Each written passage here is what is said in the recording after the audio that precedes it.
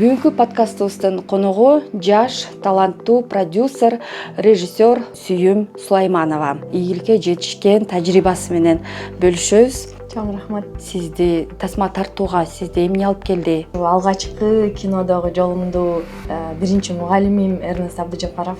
Кайсыл сапаттарыңыз ошол деңгээлге жеткирди деп ойлойсуз? Чыга албай жаткан үндү ошо жеткирүү. Дүйнө жүзүндө дагы абдан бир көйгөйлөрдү жаратып келаткан маселе бул заманбап кулчулугу. Эмне стимул берип атты, эмне мотивация берип атты? Бул жактан мени мотивация кылган нерсе бул менин өзүмдүн калыбым. Арыбаңыз урматтуу көрүүчү, сиз Көч баштаган айымдар подкастын көрүп жатасыз жана сиздер менен мен Назира Жусупова. Бүгүнкү подкастыбыздын коногу жаш, таланттуу продюсер, режиссер, документалист жана ошондой эле кинематографисттер союзунун мүчөсү, кинопродюсерлер ассоциациясынын мүчөсү, Кыргыз Республикасынын кинематографиясынын отличниги жана бир нече эл аралык кинофестивалдардын жеңүүчүсү жана катышуучусу Сүйүм Сулайманова. Саламатсызбы?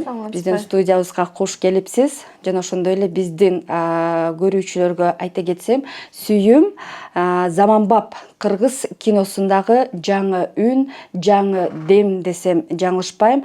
Анткени Сүйүм өзүнүн чыгармачылыгы аркылуу коомдогу маанилүү маселелерди козгоп, аялдын дүйнөсүн, жаштардын үмүтү менен тагдырын терең ачып берүүгө аракет кылып келет.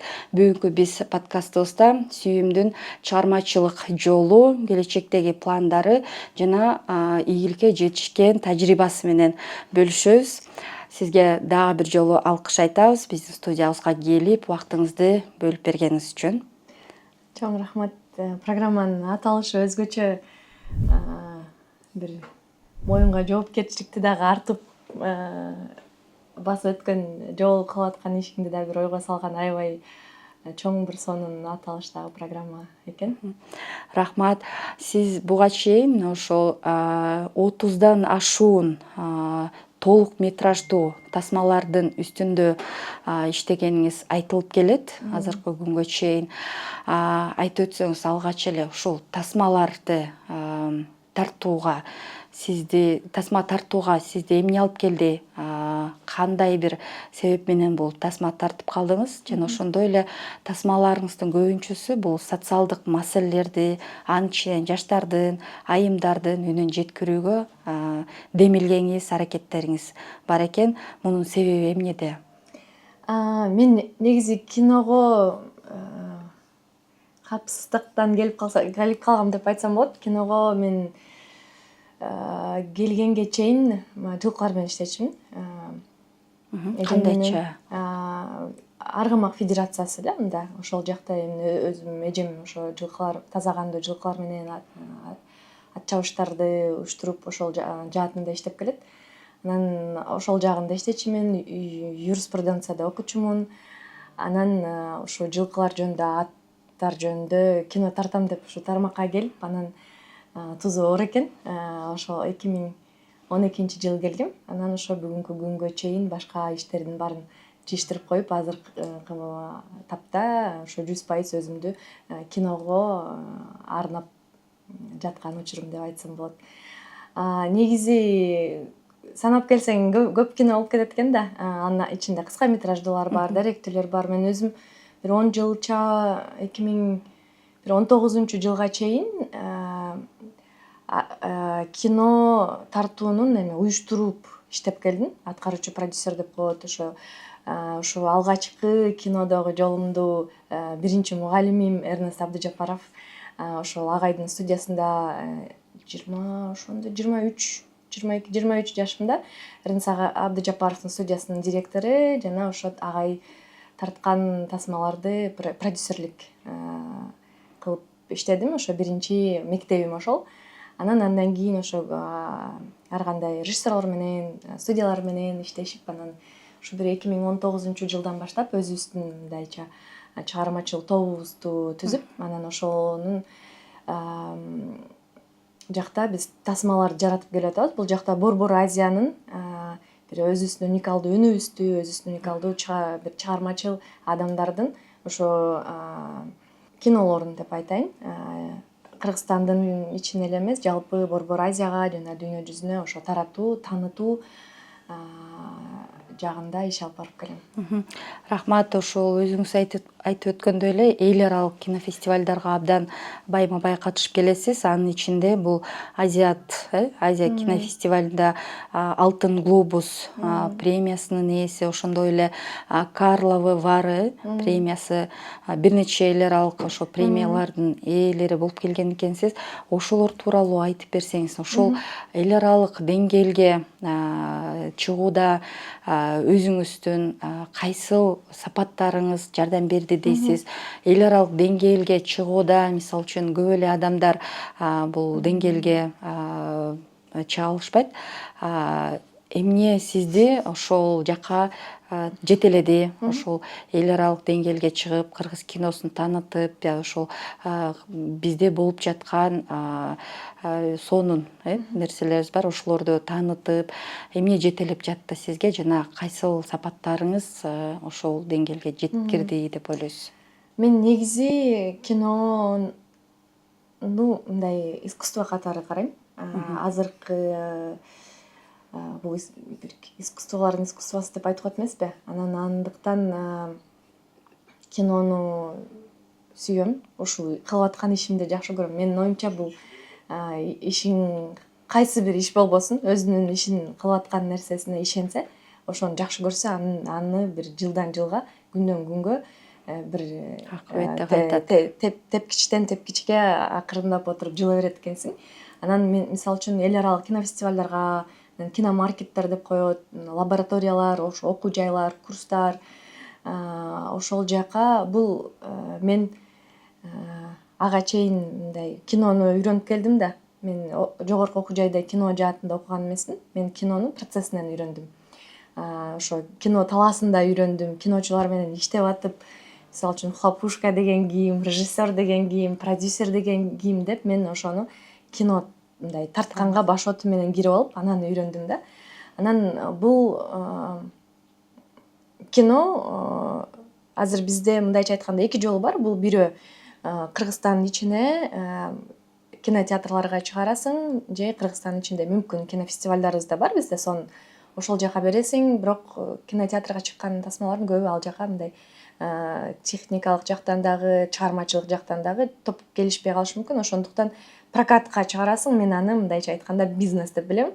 Ал эми мен иштеп жаткан кинону көбүнчө бул киномаркеттер, кинофестивалдар, ал жактан да бизнести албетте кылса болот, бирок ал жака мындайча айтканда тереңирээк кино деп мындай жөнөкөй сөз менен айтып койсок болуш керек. Ал жакта айта турган ою бар, ошол тасмаң жөн эле келип көңүл ачып кетүү эмес, бул жактан ойлондуруу. Жана азыр бир мындай заманбап сөз пайда болду биздин эме кыргыздардын словарында, бул импакт деп коет. Импакт бул влияние же болбосо өзгөртүү. Ошо киноң аркылуу сен эмне коомго эмне жардамың тиет. Бир жөн эле көңүл ачуу, эми бул деле жардам болсо керек.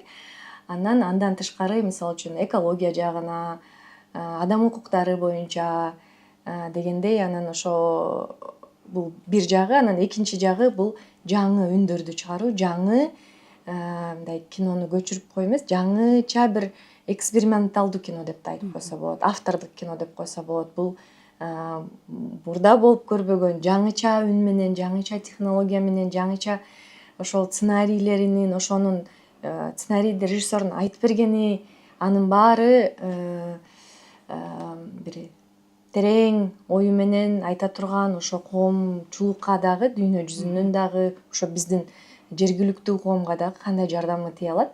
Бул анан чыга албай жаткан үндү ошо жеткирүү, добуш берүү деген сыяктуу максаттарды бул бизде жактагы фестивалдык же автордук кинолордун максаты деп айтсак болот да. Мисал катары кайсы тасмаңызды, даректүү тасмаларды деле мисал катары айтсаңыз болот. Ошол кайсыл маселени козгоп, ошол балким коомчулуктун же ошол адамдын үнүн жеткирүүгө аракет кылдыңыз, анан жыйынтыгы кандай болду? Мисалы үчүн азыр бул дүйнө жүзүндө бир Кыргызстандын ичинде дагы, Борбор Азияда дагы, анан дүйнө жүзүндө дагы абдан бир көйгөйлөрдү жаратып келаткан маселе бул заманбап кулчулугу. Биз кулчулук, азыркы биз кулчулук десе эле мурдакы бир Физикалык, заманды элестетет эмеспизби?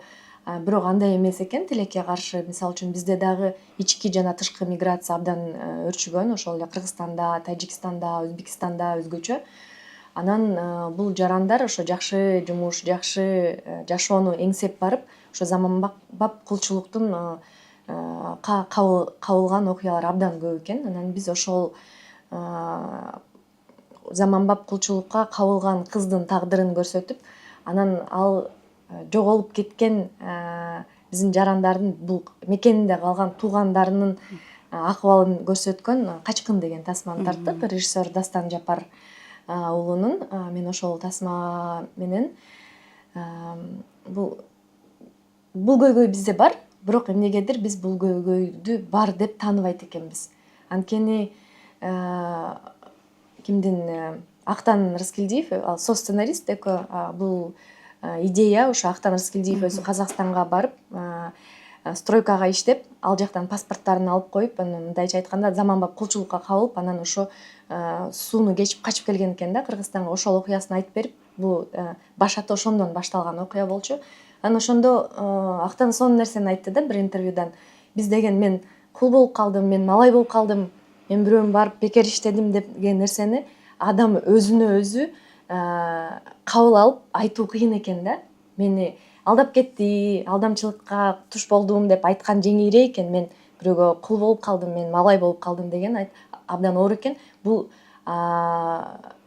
көйгөйдүн оорчулугун андан да оордоштурат экен да. Анткени бизден кулчулукка кабылат, бирок ошону көйгөйдү ошол боюнча кабыл алуу процессин бизде жок экен. Өзгөчө мисалы үчүн эркектердики, алардыкы көбүнчө ошол стройкада иштейт, анан паспорттарын алып алат, тартып алат, ар кандай мындай жагдай, терс жагдайларга кабыл болушат экен. Эгерде балдар жана айымдардыкын алсак, булар ошол эле сексуалдык кулчулук да. Ал жерден андай көйгөйлөр да абдан көп.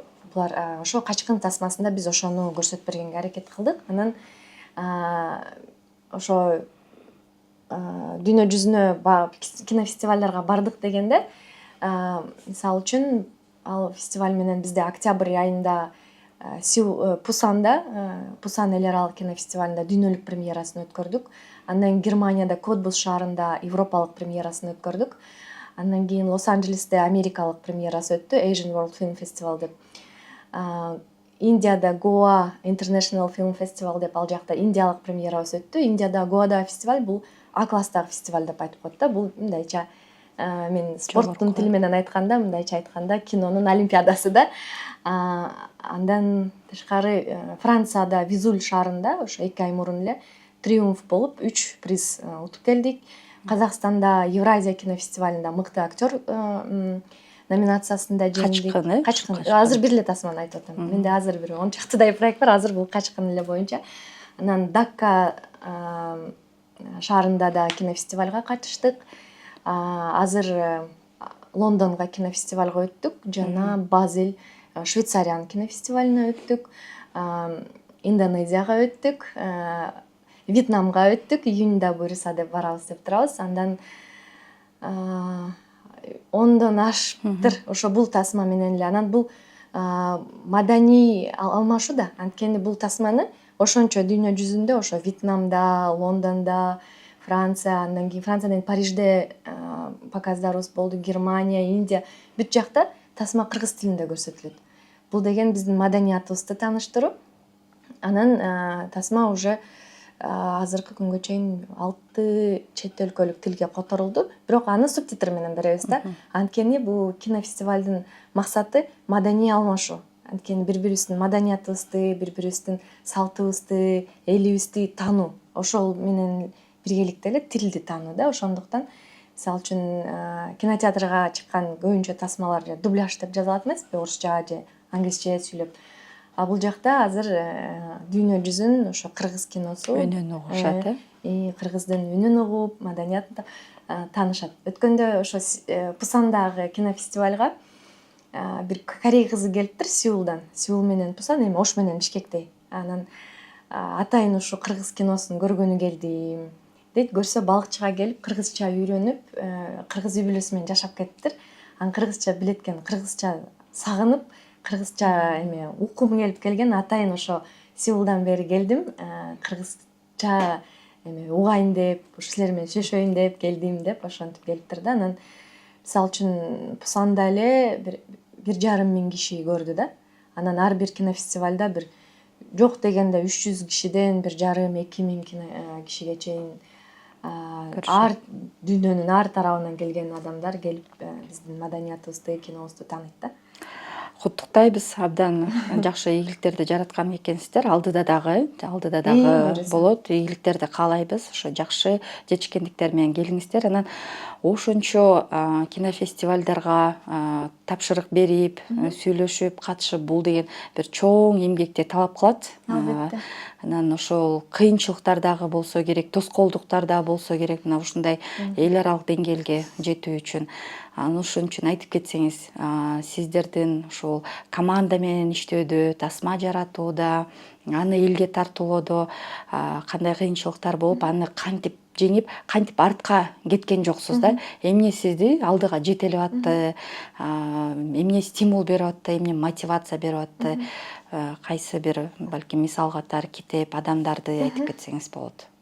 Негизи эле эми мен өзүм жөнүндө айтканда, мен ишим кинону аябай жакшы көрөм. Анан ушул кинону ушул жерден эле өзүбүз менен өзүбүз болуп кетпей, биздин кинолор, биздин авторлор, ушу жаратуучулар, кино деген сложный объект культуры деп коет. Анткени ал жакта художник да иштейт, оператор да иштейт, дизайнерлер да иштейт, грим да иштейт, автор сценарийлер, музыка жазылат, режиссер.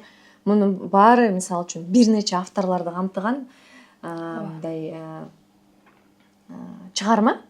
Анан ушул жерде да эле калып калбай, мен бул жакты көрдүм да, 10 жыл биздин жакта жасап аткан кинолорубузду, бул табияты кандай, кино менен эмне кылат экен, бул индустрия кандай иштейт экен деп билдим. Анан менин оюмча кийинки кадамым бул дүйнөгө чыгаруу болчу. Мен үчүн бул мындайча айтканда Этап.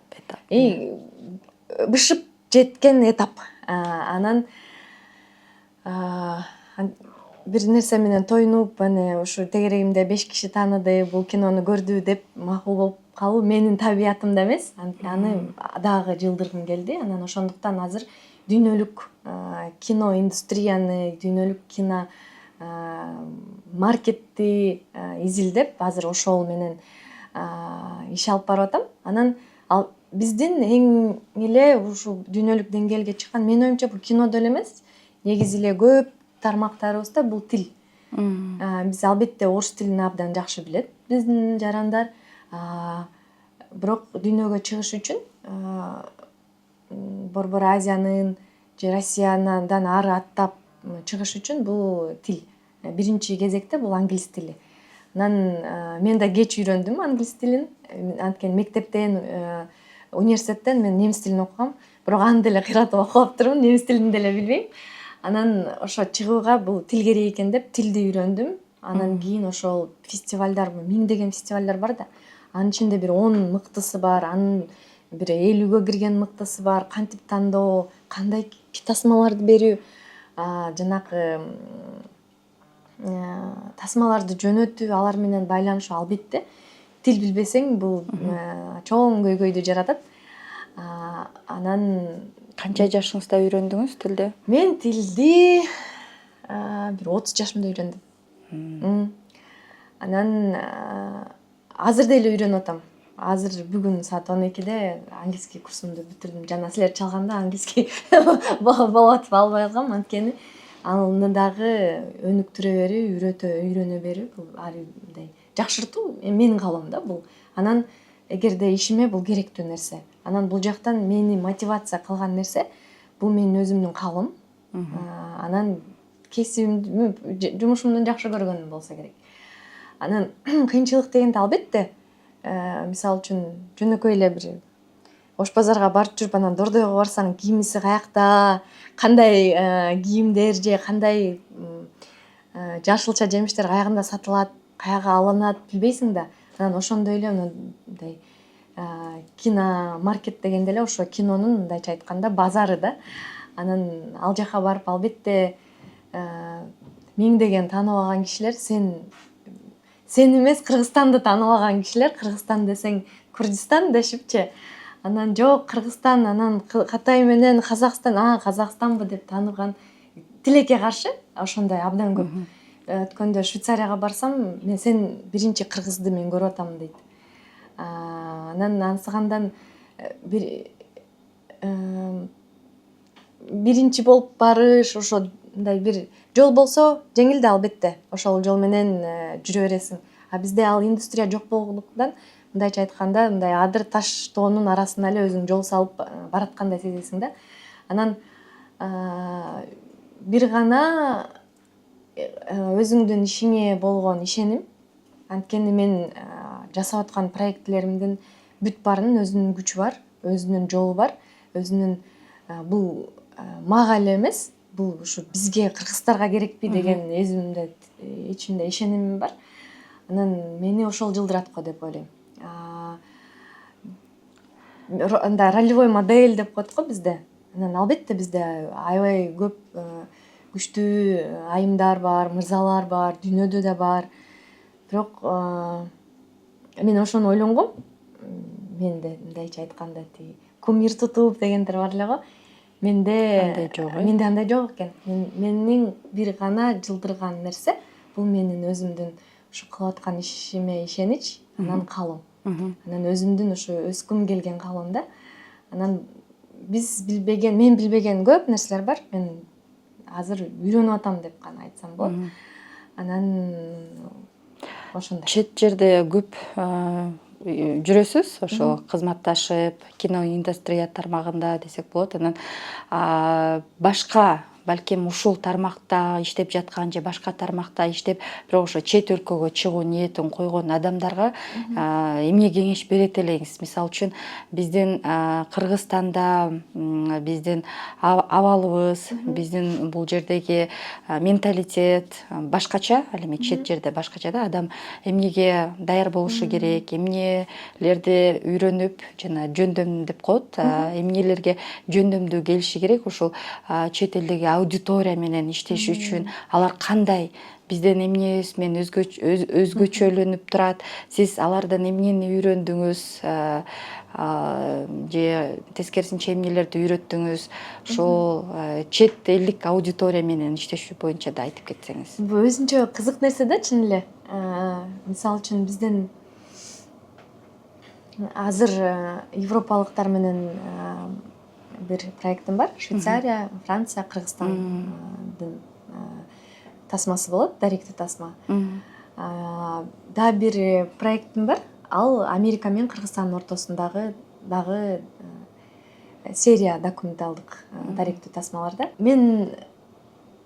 Биз өзүбүздүн маданиятыбызды билебиз да, мындай кабак кашыбыздан, тиги кирпиктин серпилгенинен бири-бирибизди сезип байкап турабыз да, буга жактыбы, жакпадыбы депчи.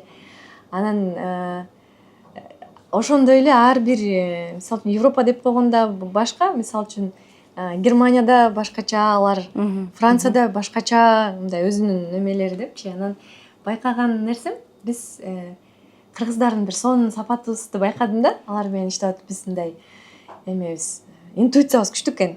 Мындай акырын кабак каштан эле мынтип билип, баамчыл илип кетип эткенбиз да, сезет экенбиз да, аябайчы. Мындай мисалы үчүн европалыктар менен иштегенде көбүнчө аларга мындай кээ бир нерсени биз кыргыздар мисалы үчүн мынтип карап койсоң, буну алгысы келип атат окшойт, же ичкиси келип атат окшойт, же жагып атат окшойт деп сезип эле анан ошону кылып кое берет экенбиз да. Мынтип берсе бул отургучу мындай ыңгайсыз окшойт деп, мындай унчукпай алмаштырып деген сыяктуучу.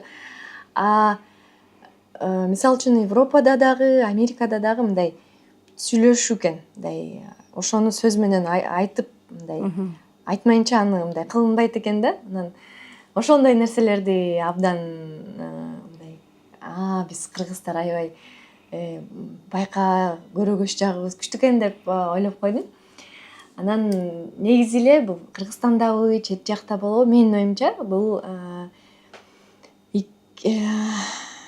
гибкость деп коет эмеспи? Ийкемдүү болуп анткени тиги кылдай тартылып туруп алсаң мындай көп нерсе чечилбейт экен. Өзгөчө кинодо, мындай бизнесте деле ошондой болсо керек. Компромисс деген нерсени мен ошо негизи эле кино мага ошол нерсени үйрөттү. Анткени кинодо бир 20-дан 200 адамга чейин иштейт бир тасмада. Анан мисалы үчүн бир жылда мен параллелдүү мындай бир 10 чакты тасма менен иштейм. Анан ошондо мындай миңдеген киши менен сен иштешет экенсиң да. Анан ошондуктан ар бирибиздин өзүбүздүн оюбуз бар да. Анан меники да бар, сиздики да бар. Анан ошону мындай компромисске барып, ошондон сүйлөшө билип, бири-бириңе мындай ийкемдүү болуп сүйлөшсөң, ошондо бир жаратып аткан чыгармаң дагы жакшы болот экенине ынандым. Анан дагы бир нерсе, кинонун үйрөткөн нерсеси болсо керек, бул эме деп коебуз го, энергия депчи. Анан ошондой эле экен да, мисалы үчүн кайсы жак менен иштебе, анан эгерде ичиңде кандай энергия менен толуп турсаң, анан ошол эле сенин командаң ошондой энергия менен толуп турса, тасмаң миң кайгылуу тасма болсо дагы, комедия болсо дагы баары бир эмеси ошол тасманын көкүрөктөгү мындай сезимдерди мынтип кытылаган, бир ошолорду бир кыймылдаткан, бир башкача бир энергиясы жаралат экен да. Анан бул жалпы баарына менин оюмча бир бизде киночулар камера сезет, экран көрсөтөт деген нерсебиз бар да.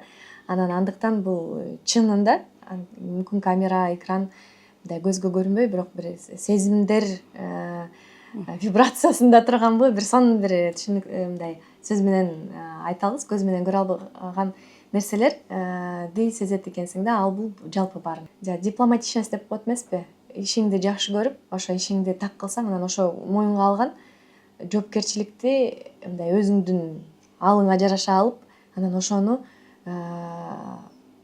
кылган иш жүзүнө. Анткени мынтип өзүбүзгө анан антип калдым, минтип калдым деп мындай жаталак боло калган нерсе менин оюмча бул өзгөчө чет элдиктерде сен мындай кылам дегенден кийин ал кылынат экен да. Анан мен тойго кетип калдым элем, анан тиги куда тосот элем деген нерсе ал жактан мындай болбойт экен да. Анан ошондуктан жоопкерчилик болсо керек. Анан өзгөчө мисалы үчүн мен продюсермин да. Анан мен режиссерлор менен иштеп атканда ошо режиссерго карата жоопкерчилигимди абдан сезем да. Анткени ал деген өзүнүн ушу ичинен толуп чыккан, ошо ичинен каалап аткан, бышып жаткан нерсесин мындай ишенип атат да, ортого салыпчы, кел анда депчи. Анан анын жашоосу кандай болот, канчалык дүйнөгө таанып аласың, канчалык аны жайылта аласың, ал сенин колуңда болгондуктан ал бул ишеним да. Анан ошондуктан мен мисалы үчүн тасмаларды проект деп коеюн, баштап атканда мен ошо ичимен ошо сүйүп, жагып, ошого ишенип, бул керек бизге, бул мындай болот деп ишенген гана тасмаларды алам да эмеге, иштегенге. Ийгилик тууралуу дагы сүйлөшсөк, мисалы үчүн кайсыл бир окуяны же кайсыл бир учур эсиңизге келет, мындай сыймыктанган. Мына ушул окуя болгондо, учур болгондо өзүңүз менен, өзүңүздүн эмгегиңиз менен сыймыктангансыз жана ошол ийгиликке жеттим деп ойлойсузбу? Ийгилик сиз үчүн эмне, кантип өлчөйсүз аны? Мен ийгиликтин ээсине жете элекмин деп ойлойм. Анткени бул мындай обесценивание эмес, бул жол. Мен үчүн бул жол. Ар бир тасманын ийгилиги бул ошо жол бараткандагы этаптар. Анан буга жеттим, бул фестивалга бардым же bundan жеңдим, мен ийгиликтин туу чокусуна жетип десем, анда менин ишимдин токтогону болсо керек. Андай эмес. Мен азыркы учурда кылганыман кыла элем көп, кыла турган нерселер көп. Андыктан өзүңүздү ийгиликтүү деп эсептейсиз да? Мен кылып аткан ишим бар. Анан ошол ишимди өзүмдүн Жаратмам. мындайча айтканда алыма жараша аракетимди кылып атам деп бааласам болот го дейм. Эгерде мындай баалай турган болсокчу. Анан албетте анын ичинде көп сонун нерселер бар. Мисалы үчүн азыр Лондондогу кинофестивалга барган жатабыз. Ушу июндун башында болот экен да, Качкын тасмасы менен чакырып атышат. Анан Лондонго негизи Англияга кинофестивалдарга өтө кыйын экен, негизи эле. Анан Кыргызстандан саналуу эле бир тасмалар өтпөсө, анан биз бара турган фестиваль эң күчтүү фестивалдардын бири экен. Анан ал жака биз мындай основной конкурска, негизги конкурска өттүк. Анан бул албетте ийгилик. Бирок мен ошондой ийгиликке жетип алдым деп отуруп алсам болбойт деп ойлойм да. Анан анткени ар бир нерсенин бул иш коюп атканда мен болжол менен мындай планын коем да. Бул тасма мисалы үчүн Лондондон бул фестивалга барса, Германиянын бул фестивалына барса, Индиянын бул фестивалына барса деп, анан барат же барбайт. Ага барбаса башкасына барат. Бирок мен үчүн бул бир гана этап, бул процесс. Мен албетте ал процесстен мындайча айтканда кумарланам, сүйүнөм, кубанам, ай сонун болду деп мындай. Бирок ошол менен ностальгировать этип жашап калбайт экенмин. Андан алдыга эле меники жылмай болсо керек. Мисалы үчүн былтыркы дагы бир ийгиликтердин бири, же Карловы Вары кинофестиваль деп айтпайсызбы? Карловы Вары деген бул дагы бир А класстагы дүйнөнүн эң мыкты фестивалдардын бири. Анан ал жака Works in Progress бүт элек тасмалардын конкурсуна мен Аңы чыгыс деген даректи өзүм режиссерлук кылган тасма менен катыштым. Ал жака дагы Кыргызстандан биринчи жолу катыштык да. Анан сүйүндүм, албетте кубандым, бардым, окуусун окудум, конкурсуна катыштык, тааныштык, келдим. Бирок бул дагы эме эмес, бул бир гана процесс. Бул бир гана процесс, анан антип ийгиликке Сиз үчүн процесс болсо, биз үчүн сыймык. Анткени ошондой чоң фестивалдарда Кыргызстандын атын таанытып, жана сиз айтып өткөндөй кыргызды биринчи көрүп атам деген адамдар менен жолугушуу дагы бул ошол биздин өлкө үчүн, биз үчүн абдан чоң мындай эмгегиңизди баалайбыз да, демек.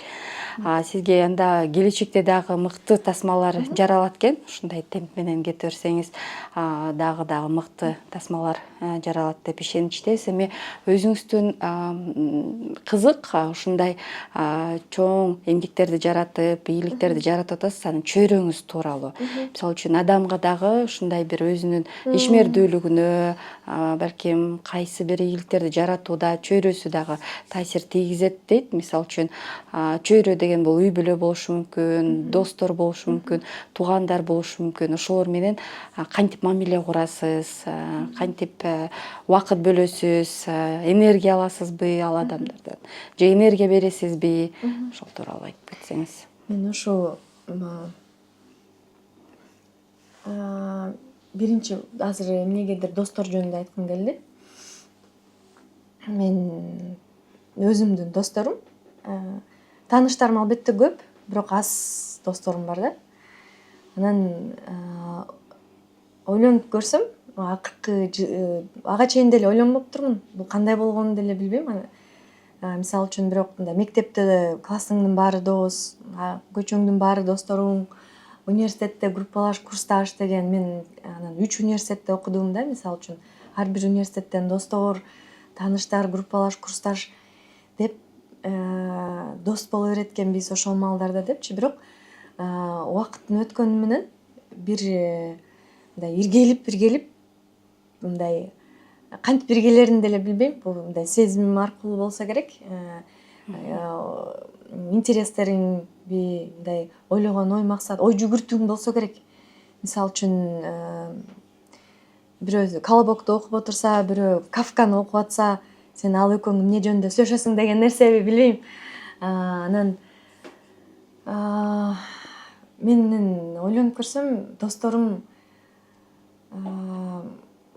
абдан акылдуу досторум. Ар биринен мынтип жолугуп отуруп сүйлөшүп көндө ушунчалык чоң бир казына. казына чынында. Алардын ошо фидбек аласың. Бул ишимде бирөө бизнесте, бирөө билим берүү тармагында, бирөө сулуулук тармагында, ошентип мындай ар кайсы тарапта баары. Мындайча айтсаң, мындай мен кинодо дегендей болупчу. Бирине бирибиз ар кандайбыз, бирок башкы максатыбыз, ойлогон оюбуз, барчу бир мындай жүрөгүбүздү тартып турган жак бир болсо керек да. Анан ошондуктан мен мисалы үчүн досторум менен жолукканда көбүнчө албетте тамашалашып, ал мындай жеңилдик да ал жакта көп. Бирок көп мисалы үчүн бизнес жакта дос курбум бар. Андан эме алам да, анан мынтсе болот турбайбы деп ал менен сүйлөшүп, көп баарлашып деген сыяктуу. Анан бул дос болгондо бир нерсеси үчүн эмес, мындай ошондой адам болгон үчүн кабыл алып бир дос боло берет экенсиң. Анан үйрөнөт экенсиң, бириң бириңди үйрөнөт экенсиң. Анан алынын ою, сөзү сага авторитет болуш керек экен да. Менин досторум айымдар да бар, мырзалар да бар.